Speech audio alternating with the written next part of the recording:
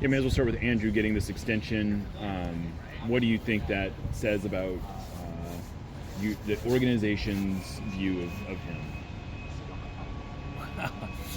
I think it's a smart move. Look, we know he's talented. Everybody is saying he's the heir apparent, but performance will dictate.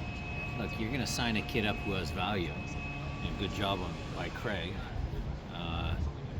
locking him up because he's an asset, and then he will still have to perform. And along those same lines, Steph has played well. There's no reason to think that his job's necessarily in jeopardy. But do you come into this with a open mind that Andrew can get some spot starts here and there, or even more than that? We said that with Cleveland when he was here. We've said it, in other moments.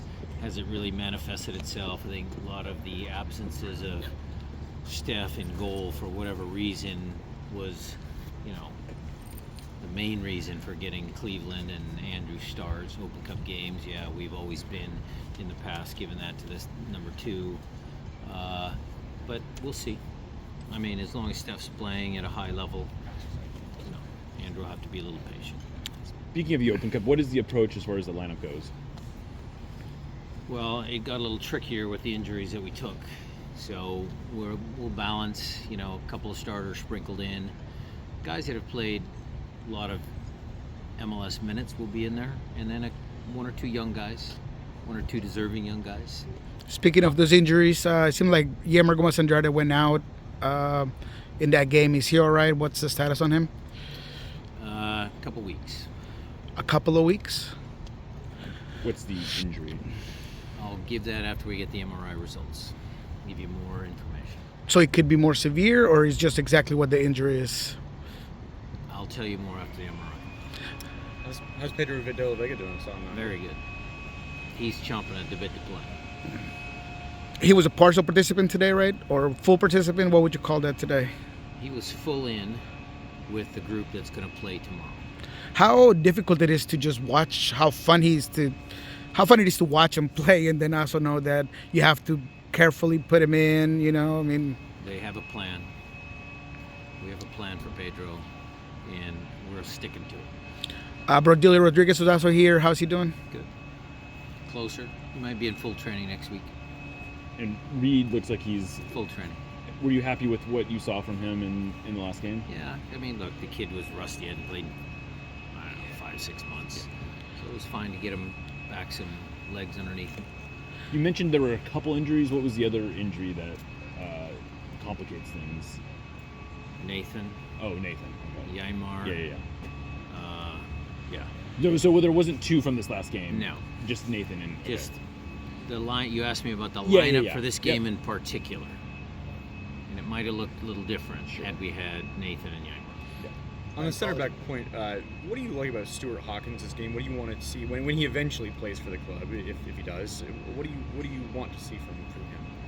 Well, smarts, never quit, good effort. The kid's already shown a lot of that at Defiance. I think he's getting closer. He's getting a lot of good minutes there. But playing against a next level of opponent, that's where we have to try and see what he's going to do tomorrow, and let's see. With the difficulties at that position and how well Josh played in DC and maybe some of his characters, could he be a potential center back in case of emergency type situation? Sure. Wouldn't rule that out, Nico. Apologies if somebody had asked this already, but this is the 10-year anniversary of the U.S. Open Cup. You guys want to make thoughts on that in general?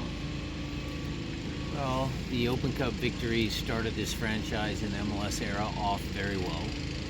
It served us well, got us into Champions League, gave us years of Champions League experience which helped us. There's a lot of fond memories here. Some of the road trips we had to take. Even the USL team had a pretty good run in Open Cup in 2008.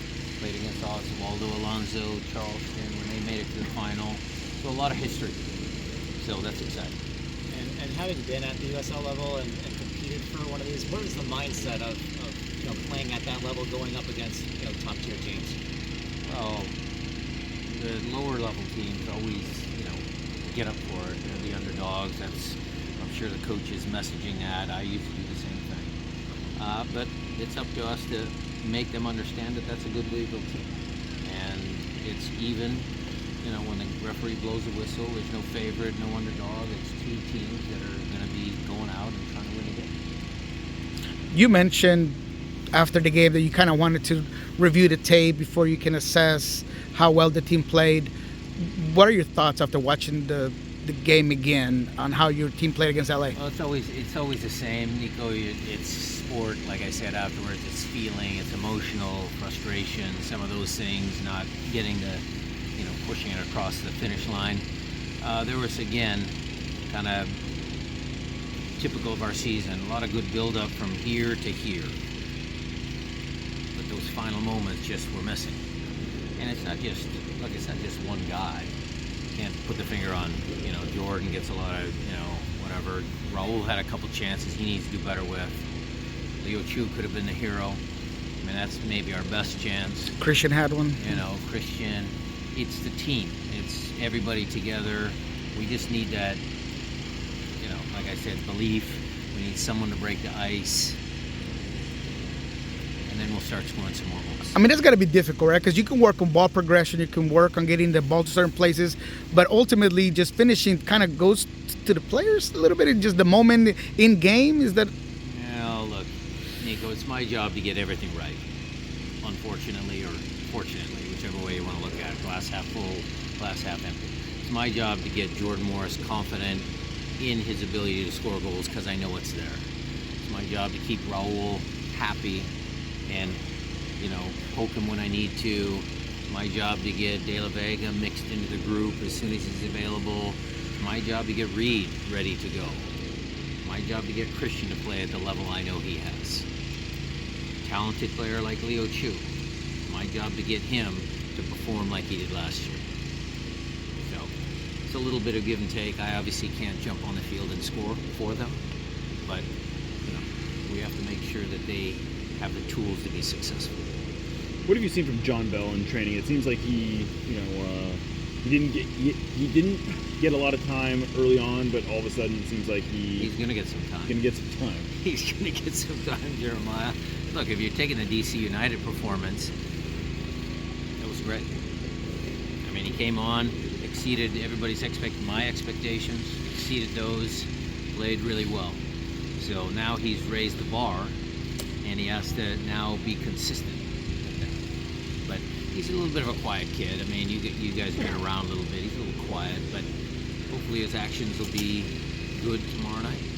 Obed Vargas played a great game. I mean, going back to it, it just seems like he was really, really good at that right wing position. Does that start to create some problems for you in terms of lineups? For sure. Because we never really had a Christian replacement. Remember last year we were always talking about we really didn't have anybody on the roster. Well, he's developed into someone that can do a little bit more. Love the way he glides past defenders, takes space, is able to play balls in. A couple passes, he a little bit too far, a little bit too hard, but I mean the kid's got good potential at a couple of different positions.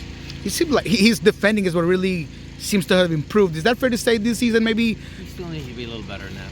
I mean, he's tenacious. The one tackle, he chased backs. Stuff like that reminds me of some of the stuff that Ozzy's done, guys like that. But he needs to still be a little bit better, a little bit stronger, but he's only 18.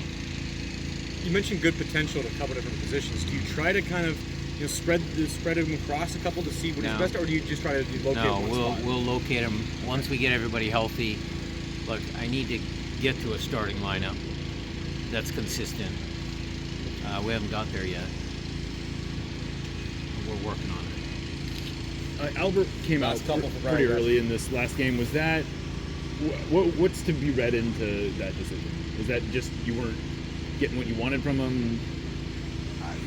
The team wasn't playing well, and we needed to make some changes.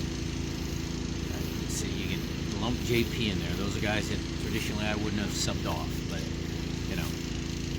we needed to change something. Anything else for Coach? What have you seen out of Jordan Morris this season in in general terms? I mean, he's had some good moments, but he does seem to be lacking maybe some confidence. What have you seen out of him this season, particularly? Let me defend him a little bit. Everybody is talking about his body language, and that's a sign of frustration, and we're working on him with that. He still is super talented in a lot of different ways. It maybe doesn't appear on a score sheet, and I think we need to give him some credit for that. Plus, you couple that with, he's played center forward, he's played left wing, he's played right wing. You want to talk about consistency in lineups, you got to give the kid a little bit of credit there. He does it without no complaint. Hey, whatever it takes for the team to win. But sometimes getting into a rhythm in one spot is better as well. So I think once Pedro's back and we kind of solidify a lineup, that'll be better for the group and it'll be better for Jordan. All right. Thanks, guys.